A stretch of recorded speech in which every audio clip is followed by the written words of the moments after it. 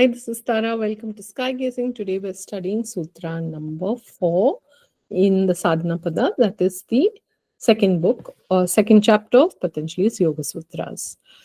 What does it say? It says avidyā kśetram-uttareṣāṃ prasupta-tanu-vicchinna-udārāṇām. Avidya, ignorant, kśetram is the field of operation, uttareṣāṃ is of the following: prasupta, latent, inactive; tanu, attenuated, vicchinna, inconsistent; and udārāṇām is aroused. So, how does Maharishi Ved Vyasa explain this? He says, Nescience is the field for the others, whether dormant, tenuous, alternated, or fully operative. So basically, Nescience forms the ground. Avidya is the ground, breeding ground. And then the others, whether they exist in any one of these four states, that is dormant, tenuous, alternated, or fully operative, they take root in this field of avidya. What is dormancy? Dormancy is when it exists in the mind as power alone. It's in a germinal state, and it becomes awake when it faces its objects. So basically, let's say you're not typically a jealous person. You have spent your life quite content, and then suddenly you're in this situation where you start feeling a lot of jealousy and it's uncontrollable. That is a seed that has lain in the germinal state, and it has been triggered into growing when faced with a particular person or situation. So this does not happen in the case of one who possesses discriminative knowledge. So somebody who has awakened his mind and is functioning with viveka. The germs of afflictions are singed. Therefore, even when triggered, there will not be a reaction. This is why we say that people who heal do not react. Though the world may be raging, if people heal their own pain, their own anger, their own afflictions, the world will not provoke them to anger or difficult emotions, and they also will not contribute those to the world. So it's very important that individuals heal at a very personal level. It does help to contribute peace to the world. So, in as much as the afflictions do exist in that state, although the seed power has been burnt up, it is for this reason that they do not awaken even when an object comes in front of them. This is the dormancy of those whose seed power has been burnt up. So, even when the afflictions, the seeds are burnt up, that is also a state of dormancy.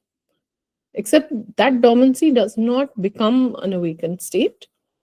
It's not triggered by an incident or a person or a situation. Whereas those who do not live with viveka are, it is also dormancy, but it's a different kind of dormancy because the seed is not singed. Then he explains tenuity. The afflictions become tenuous on being cut down by habituation to contraries. What is he saying in this line? He is basically saying that the klesha becomes thinner.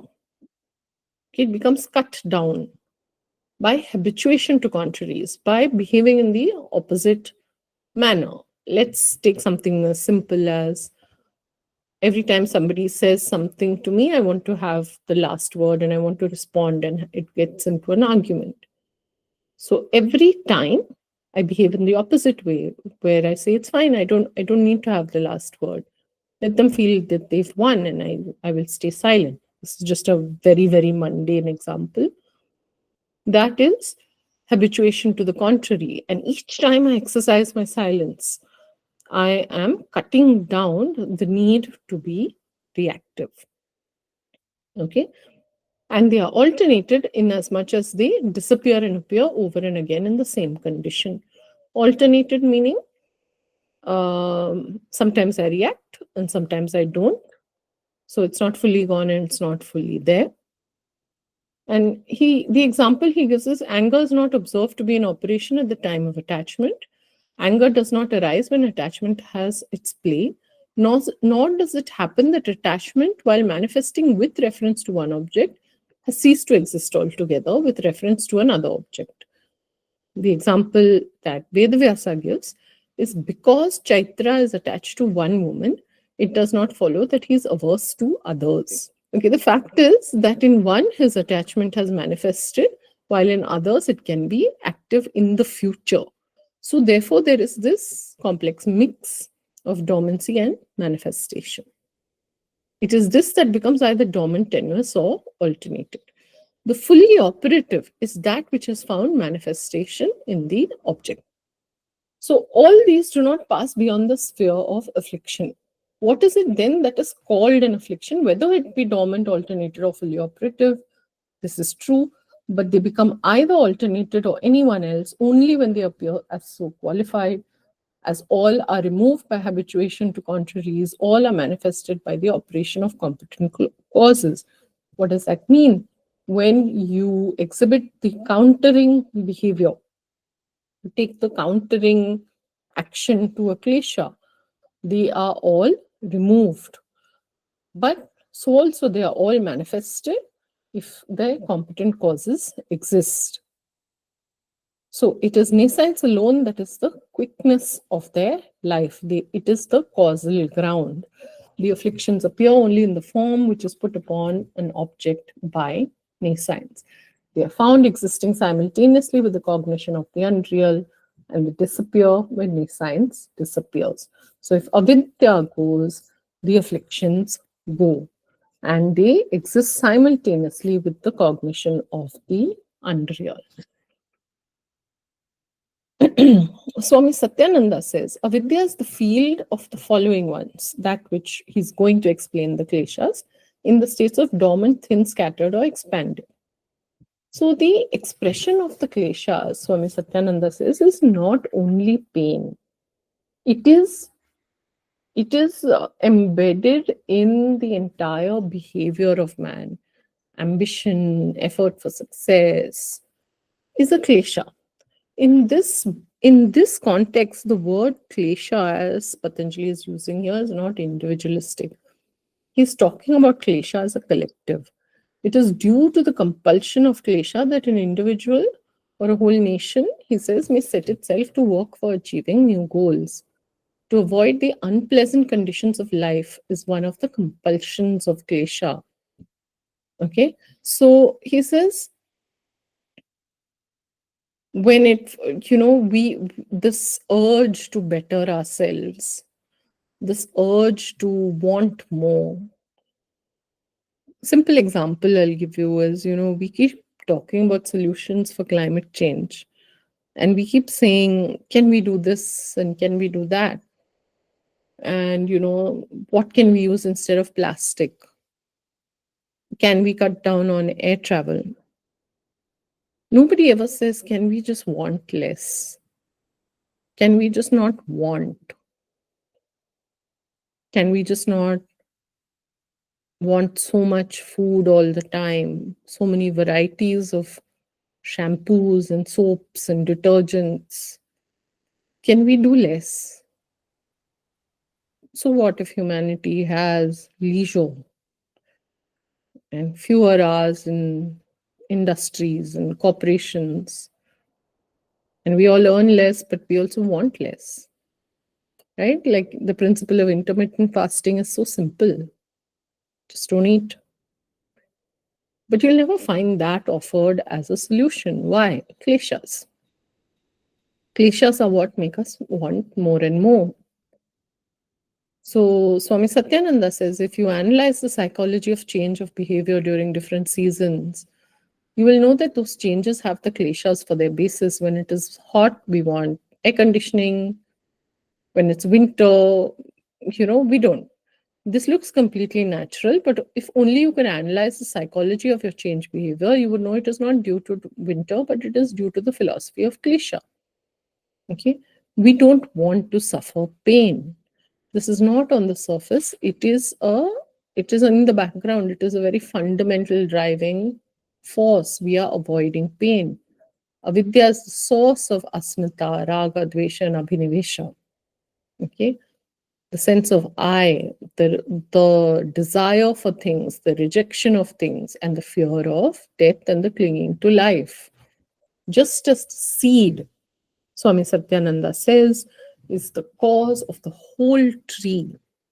Avidya is the cause of all 5 kleshas, 4 kleshas. Okay, and each klesha has 4 states of expression. They may be dormant when you cannot perceive them. Sometimes they become thin and they are experienced in a mild fashion. In the scattered condition, they give rise to an oscillating state. Otherwise, they may be fully expressed. And these various stages of kleshas are observed in different people at different times. And usually we are never free from them, except in the case of a great yogi who overcomes them. The kleshas are found in all persons. So long as they are there, it is impossible to realize the self. Avidya, he says, is the parent of them all. The whole scene is in a series.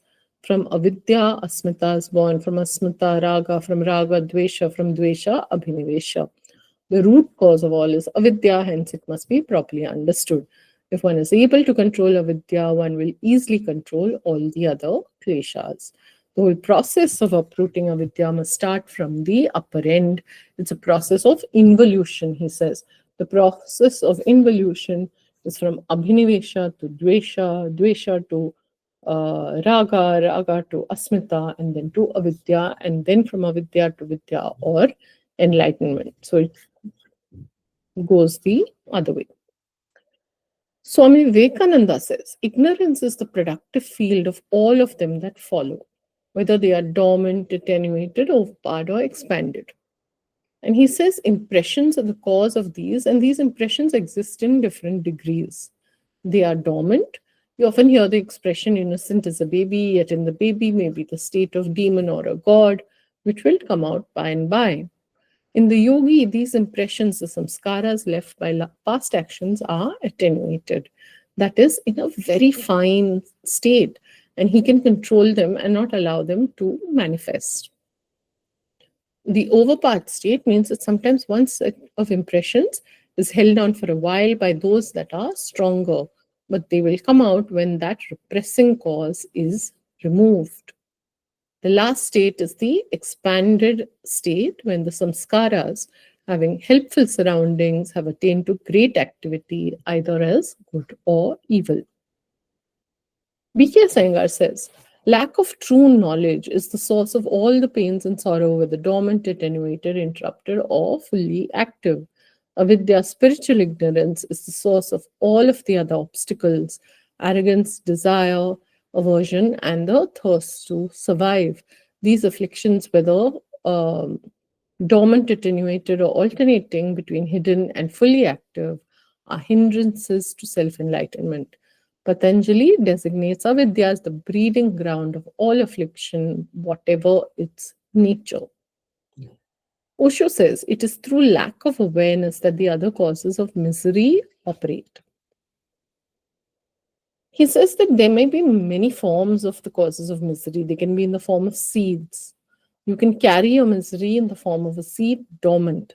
You may not be aware of it, but in a certain situation, if the soil is right, the seed can get water and sun, it will sprout. So sometimes for years, you have no indication that you're carrying the seed with you, and suddenly one day it begins to sprout. All these forms have to be watched, Patanjali says, and they exist because of unawareness. You are not aware. So Osho says, first become aware of the surface phenomena, greed, anger, hate, then go deeper and you'll be able to find the alternating phenomena. Both are connected. Go still deeper, become more aware, and you will feel a very feeble phenomenon inside you, shadow-like, but anytime it can gain substance. Okay, so Osho says you will just become aware if you become more simple, if you become austere. You will become more aware and self-study will be possible. With self-study, the self drops and one feels surrendered. So he's saying tapasya, swadhyaya and Ishvara pranidhana happen also causally. one after the other. And to be surrendered, he says, is to be on the right track. Barbara Stoller Miller says ignorance is the field where the other forces of corruption develop, whether dormant, attenuated, intermittent, or active. Patanjali's notion of ignorance as the basic force of corruption reflects ancient Indian ideas about the root cause of suffering in the endless cycles of birth and death and rebirth that constitute phenomenal existence. In the Upanishad, ignorance is compared to a veil of illusion that covers the truth and confuses the mind so that it cannot discriminate between reality and appearance. I hope this was useful to you. Thank you so much for listening. Come back tomorrow for Sutra number 5.